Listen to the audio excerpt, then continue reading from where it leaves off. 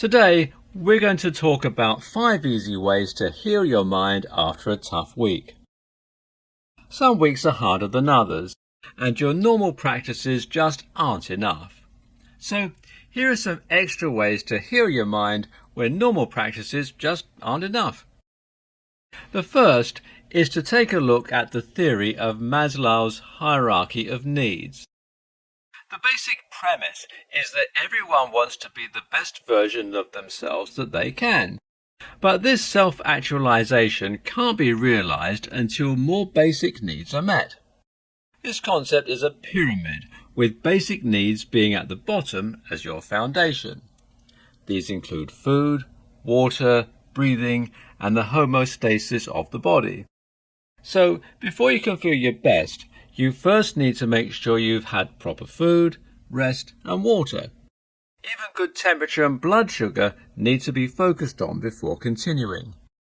So after a tough week, make sure you have enough sleep, a good meal, and plenty of fluids.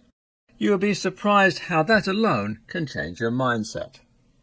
The second way to heal your mind is to write a gratitude list. By listing the things and people you are grateful for, you can further boost the positive thinking mindset that you've been working on. Try for a minimum of 5 things on stressful days, and take it seriously. It may be hard at the moment to find something positive, but if you sit and put effort into it, you can find things you're grateful for. The third practice is to take quiet time. This is something you're already doing, but in busy weeks this can slip to the bottom. When everything needs to be done right now, and you have a job, pets and people all needing your attention right now, that quiet time can seem like a future dream. After a particularly tough week, make sure you take time to yourself. Go on a long walk by yourself and find a quiet, peaceful place to sit. Leave your phone behind and find a peaceful place to read a good book. Meditate or practice yoga. If you have a physical job, try to take some time to rest and relax. But if you sit in an office all day, stretch your muscles while enjoying your quiet time. The fourth suggestion is to find a support group. An official support group with weekly meetings is great, but it's not for everyone. Just having a few close friends that you can share your bad days with and they can help provide support is so important. Even just a group that lets your mind take a break from daily struggles is great, such as a book club or a church group. Finally, the fifth easy way to heal your mind after a tough week is to do nothing.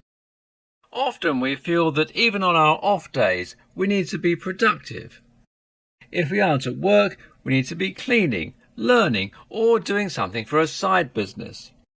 We never really get a break unless we plan for it. If you want to lay in bed and not move, do it. If you want to mindlessly scroll through social media or play some silly game on your phone, spend some time doing that. Allow your mind to shut off and just do nothing for a while. Often, when overwhelmed, you'll find yourself doing mindless tasks and later dwelling guilt for doing them. Instead, schedule a time to do these tasks, so that way you won't feel guilty later, and your brain can take a break. It needs it as much as your body does.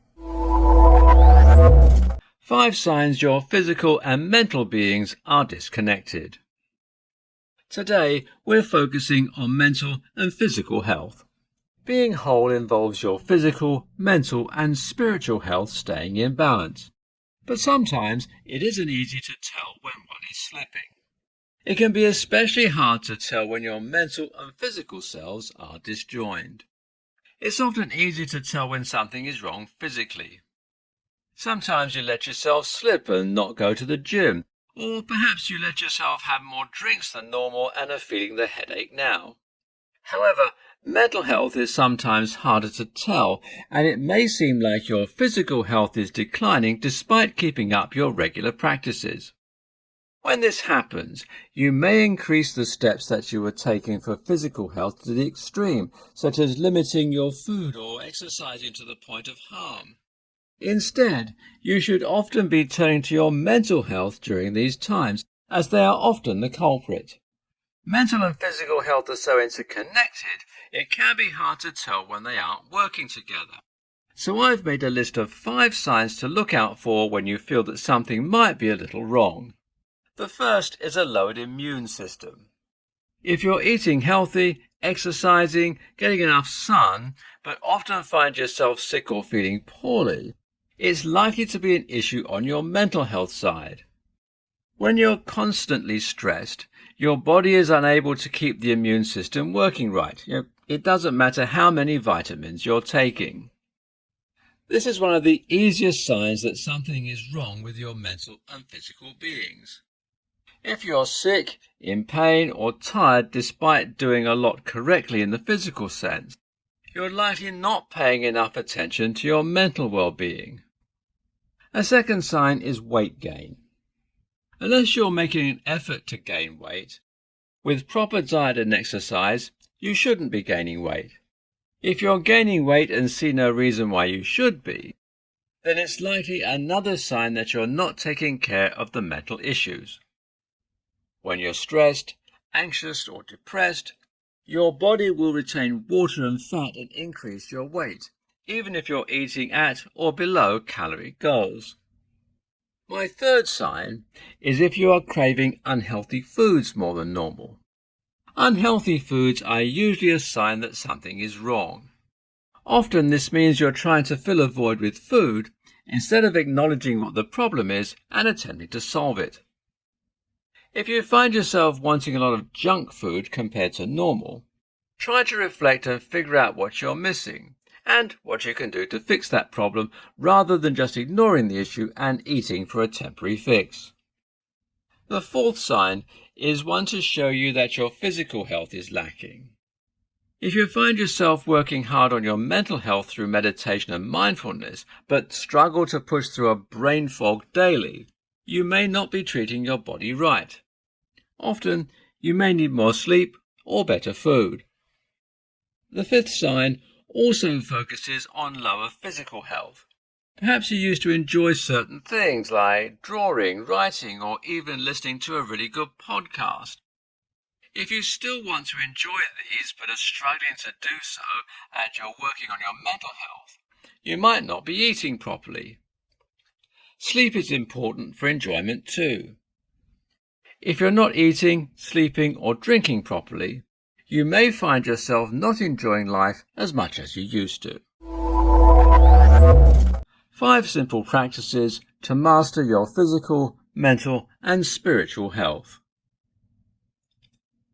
This time, we're going to give you some simple practices to become the master of your mental, physical, and spiritual health. These should be simple and easy so that you can do them anywhere and at any point in your busy schedule. We will first talk about meditation. I've mentioned this several times in different presentations, and I can't stress enough how important this is. Meditation allows you to reduce your mental stress, take time for yourself, and just feel in the moment. It's easy to get caught up in the little things and everything that you have to get done. But taking 10 to 15 minutes to get in touch with your body, focus on your breathing, and think positive thoughts can help, and not just your mental health. By reducing stress and anxiety, you can also improve your physical health and feel more in tune with your spirituality. It's easy to doubt your spirituality if you're stressed and feel overwhelmed, so it's important to take time to reinforce your beliefs. The second practice is to always continue to learn. You may be over the age when you have to go to school or have realized that a traditional learning environment just isn't for you. However, that doesn't mean that you have to give up on learning. Studies show that continuously learning throughout your life is an important way to maintain your mental processes. It doesn't have to be subjects like algebra or biology either. Things that you find interesting, such as your favorite bird, a flower outside your home, or even a new cooking recipe, can all count as learning. However, you can also learn about yourself. Learning more about your body, your spirituality, and steps to improve your physical health are all considered learning as well. Just make sure you're always trying to learn something new and don't get complacent with what you know. The third is to pray or stay in touch with your spirituality, however that works for you.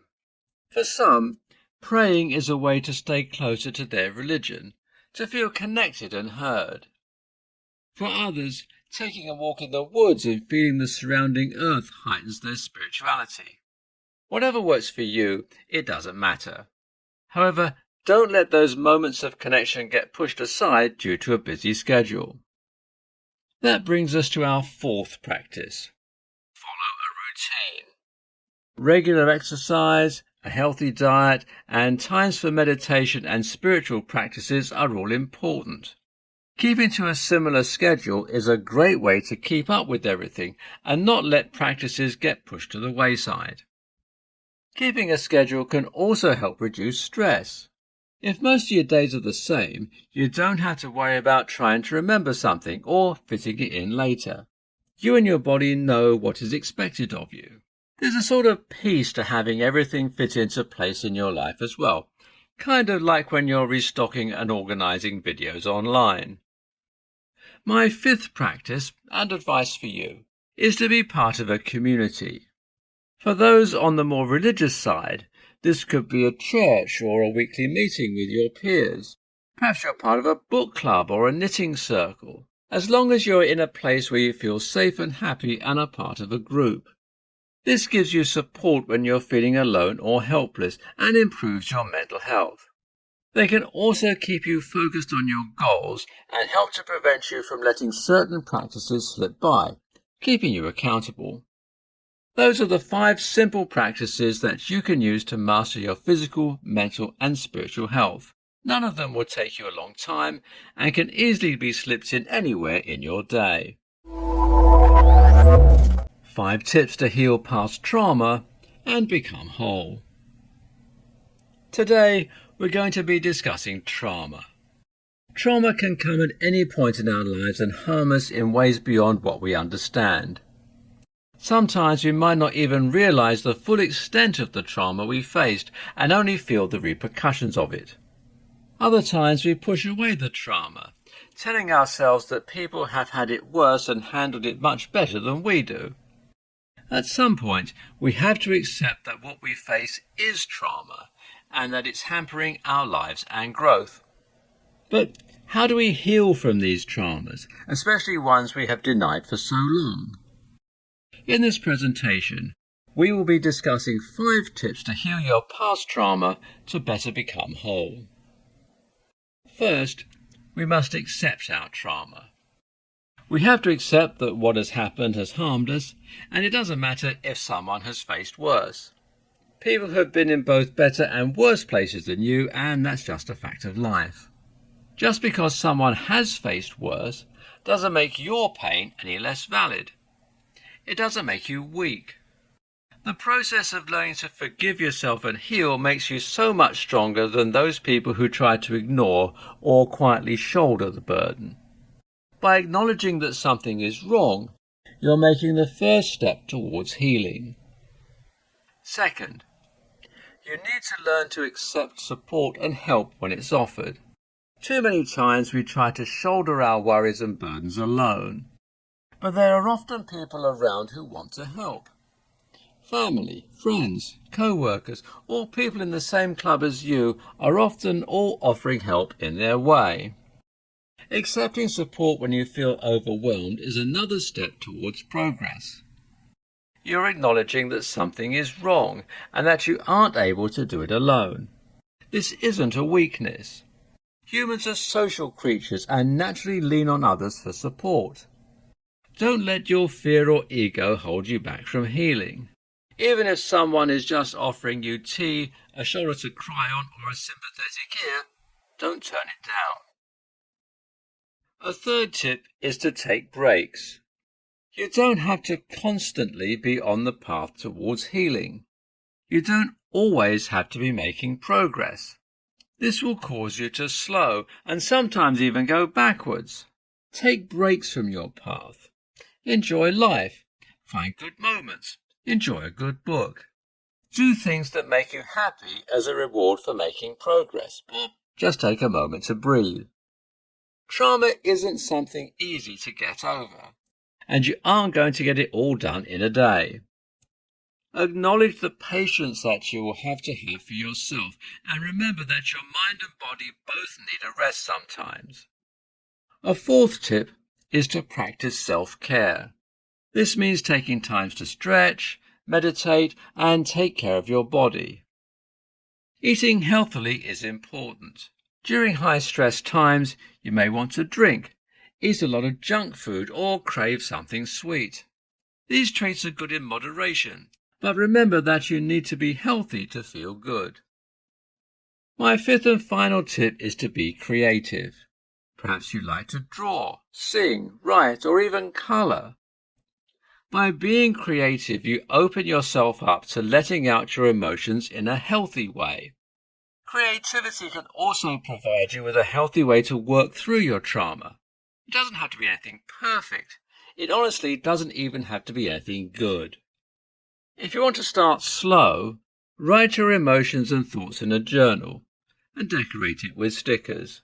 Your creativity is another part of your being that is harmed during trauma, so let it grow and it will help you heal. Being whole starts with you.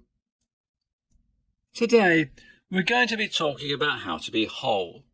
Specifically, how being whole starts with you. We've discussed this a bit in our previous talks, but I want to go over it a little bit more in detail. So let's start with a recap. When most people talk about being whole, we find it is usually associated with being with another person. When you find your significant other, you feel whole.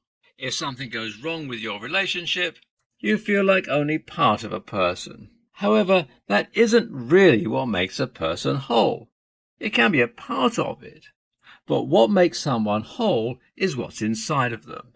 Being whole means believing in yourself and being your true self. We've also discussed that intuition is key to being whole, as you learn to listen to your instinct and your body to identify any issues. But how do we start with being whole? Instead of looking for something from others to make us whole, we have to first focus on ourselves. Well, how do we do that? We must first better our intuition. To do this, we must increase our awareness of our bodies and our thoughts. Learning to listen to yourself is the key to increasing your intuition. Throughout daily life, many of us push away our gut feelings, opinions, or what our body is saying to us. It can take a while, but we must learn to nurture these feelings again and not push them away. This can be hard to do if we don't first improve our relationship with ourselves. If we don't trust or believe in ourselves, we can't nurture our intuition. You must learn to accept yourself. This takes a lot of love and patience, and it will be difficult, but it is the first thing you have to do to become whole. As with anyone, you must forgive yourself before you can grow. Learn to forgive yourself for the mistakes you made and the times you let your fear or ego block your growth. Thank yourself for the times you've been bold, adventurous, or did something you wanted to do. Once you've learned to forgive yourself, you can fully open your heart up to loving yourself. Appreciate your body and mind for what they've done to get you this far, and that they are always working their hardest. You are your own harshest critic. If you're willing to forgive others and treat them with compassion and kindness, you must also be willing to treat yourself in the same way. Realize that a lot of the fighting you're doing, not to face criticism, to do better, to work harder and so on, is you fighting with yourself. We're constantly beating ourselves up and are often assuming that other people are thinking about us in the same way. What we don't realize is that everyone is facing these inner thoughts and are often so consumed by them that they don't have time to criticize others. Those that are generally are trying to avoid their inner thoughts and focus on others instead. So, learn to love yourself, but acknowledge that this will take time and energy. You'll need a lot of patience. But once you learn to forgive yourself for your past mistakes and focus on your present self, you can realize that you are whole. No one can make you anything more or less than what you already are. No one else can fill in the spaces of your mind that you're missing in order to make you better. You have to learn to fill in those cracks yourself. Intuition is key to being whole. Intuition is defined as obtaining direct knowledge without evident rational thought. It is considered fundamental to spiritual experiences. Believing that there is an all-powerful entity that rules people and the universe takes intuition. If you have no intuition, it can be hard to have proper spiritual health. However, intuition is important for more than just spiritual health. If you listen to your body and its needs, it might even help you stay physically healthy. Many people can intuitively tell when something is wrong with their bodies if they listen. It's taking the time to listen that many people overlook. By listening to your body often, you can learn to tell when something is wrong. There have been many stories out there of people who felt they were internally bleeding despite there being no obvious signs. Other times, someone has pushed over and over again for a doctor to check for an injury or tumour despite the doctor finding nothing wrong during precautionary checks. Knowing something is wrong with your body can catch life-threatening issues early. Not all situations are life-threatening, though. Sometimes, intuition can just help you to practice healthier habits. Listening to your body and learning the difference between what your body needs and what it wants can help you make better choices when it comes to food and drinks, as well as anything else that you might put into your body. This can help good habits and make you feel better about yourself. If you eat, drink and exercise when you need to, you'll feel better about your body and choices. Intuition can also allow you to reduce stress. If you listen to your body and intuition, you know that there is nothing to be worried about and things will work out as they should. Not everyone can connect to their intuition anymore. With the fast-paced, loud world around us, it can be easy for this inherent knowledge to become so muted that you can't hear it, even when you try to listen. Being in an unhealthy place mentally, physically, or spiritually can also muffle that inner part of you that knows when something is wrong. Thankfully, there are a few practices you can do to grow that intuition again. The first is physical activity. It's important to do regular exercise. This doesn't have to be miles and miles of running until you can't move anymore. Yoga, walking, Tai Chi, and even deep house cleaning can all be a step towards increasing your physical activity. By exercising, you improve brain function, increase beneficial hormones while also decreasing bad ones, and improve circulation. This allows for your brain to fully connect with your body and not be overshadowed by things like brain fog. The next is mindfulness and quiet time. Taking time to meditate is very important. If you're short on time, activities such as yoga and Tai Chi combine the two practices. With everything happening in the world being reported in real time, it can be hard to find an actual moment that is quiet. Learning to take moments to yourself and be quiet can greatly increase your intuition and your ability to listen when your body or mind says something is wrong. Positive thoughts are also important. You want to focus on thoughts that positively benefit your life. If you get stuck in bad thoughts or negative emotions, your intuition may be clouded or overwhelmed by these thoughts. Your intuition is important and is key to keeping you whole by improving your spiritual, mental, and physical health. So, work on listening to your body. Intuitive eating for physical, mental, and spiritual health. Intuitive eating is something not everyone may have heard about, so I'll start with the definition. Intuitive eating is essentially the opposite of dieting. Most people work hard to stay or become skinny, often barely eating or exercising past healthy levels. Intuitive eating rejects this diet culture and instead focuses on people's relationships with food. This may mean that you're eating without losing a pound, but you're fixing your relationship with food and therefore with your mind and body. Diet culture is inherently bad for your mental, spiritual, and physical health. You're ignoring your body and mind when it says it's hungry, and instead trying to tell it what it should feel. Often dieting comes with a harmful self-image as well, as you want to be skinnier and better looking. You don't enjoy the way you look, and this can create a rift between your mind and body. Often, if you're eating in an unhealthy manner, you are ignoring or depleting your energy.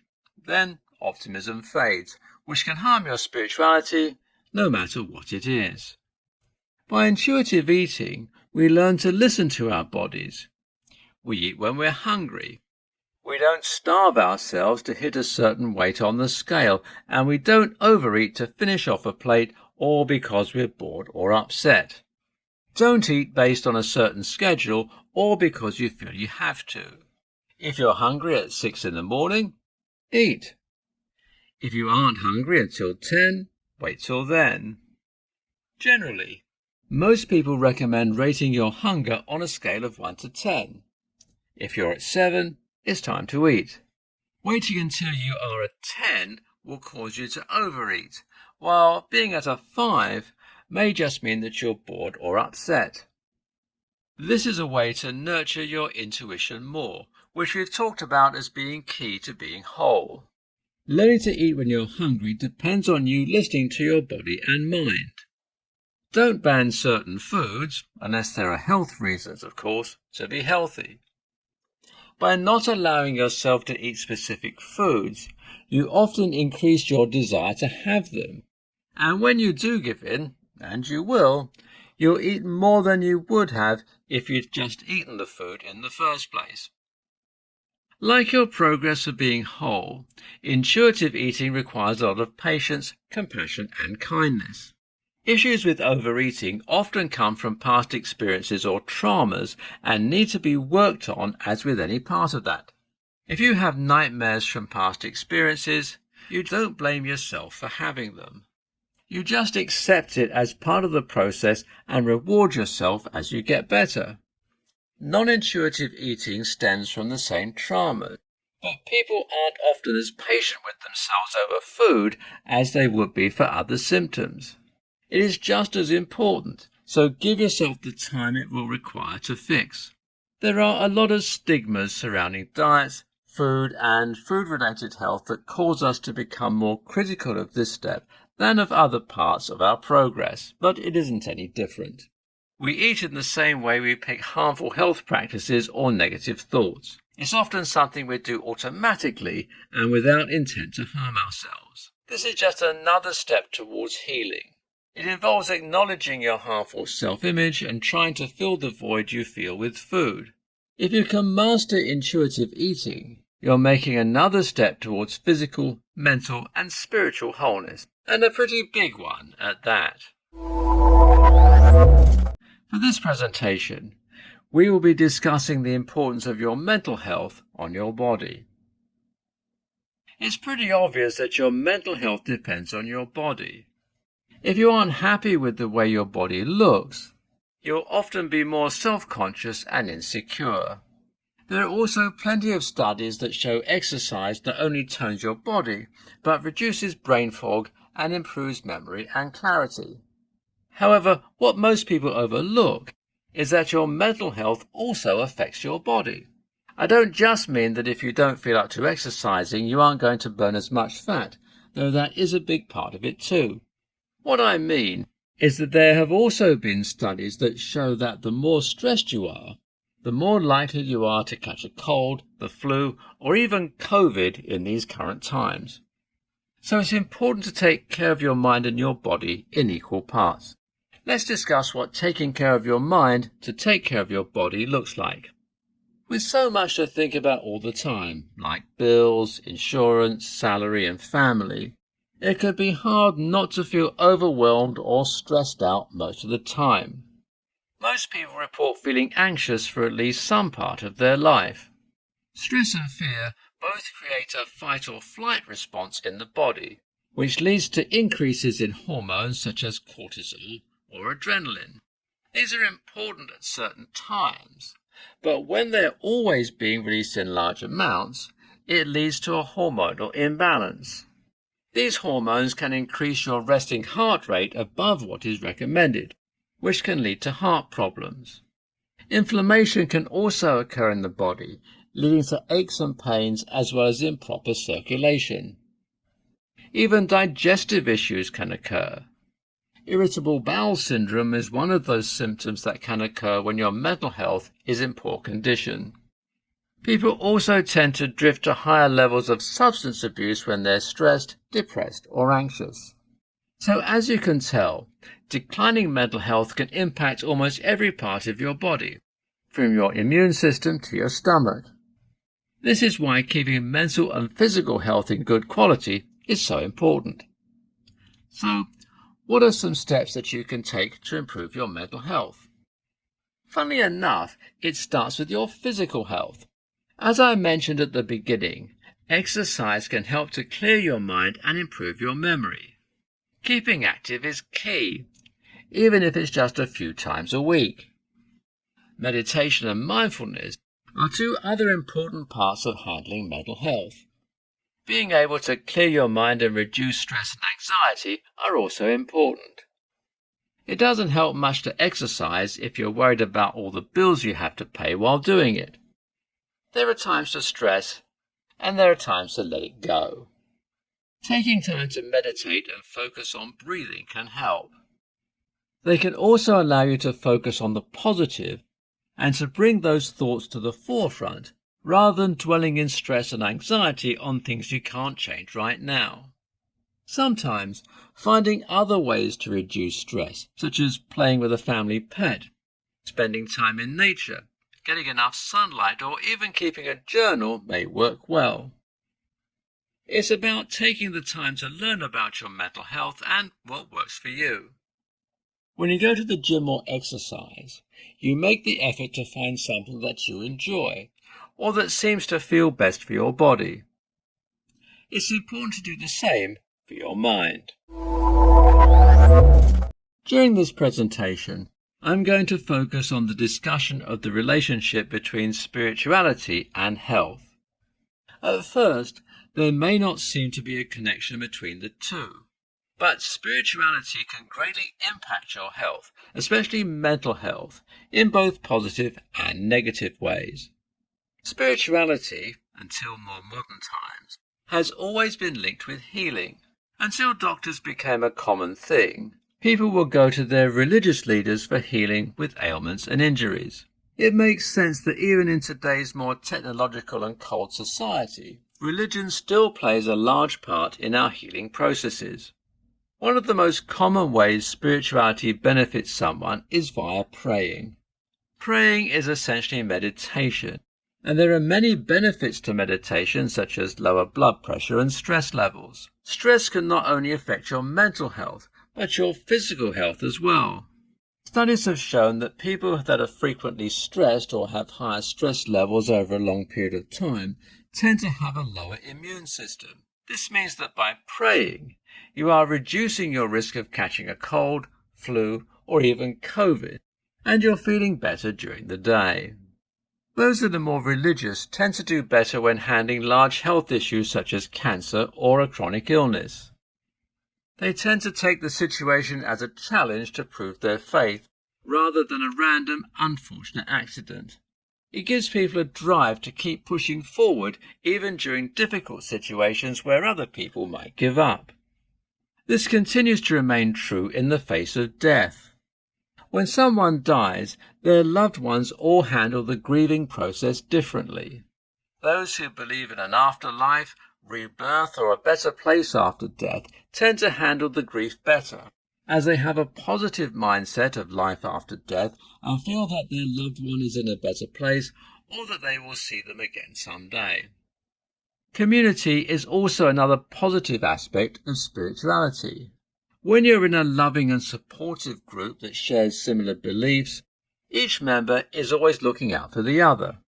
If you fall ill, people may bring you food, watch your kids, and even keep you in their thoughts and prayers. This can help reduce the stress that comes with trying to get everything done while sick. You can focus on getting better and recover faster. However, spirituality and health don't always go hand in hand. Depending on the religion, sometimes it may be seen as bad to accept certain medical practices. One great example is Jehovah's Witnesses. Many who are part of this religious organization believe that taking blood transfusions goes against God's will, even if it's their own blood. This means that in certain life-threatening situations, these people must choose between their religion and their life. If they do take the blood, they may be cast out of their community. Depending on the community you're in, spirituality can play a positive or negative role on mental and physical health. If you are part of a group that may not have your best interests in mind, or may even not work with your lifestyle, you may experience negative health consequences. The converse is also true. Focusing on spirituality that fits your beliefs and needs, and has a community that you find enjoyment in meeting, is important to boost your mental health and reduce stress.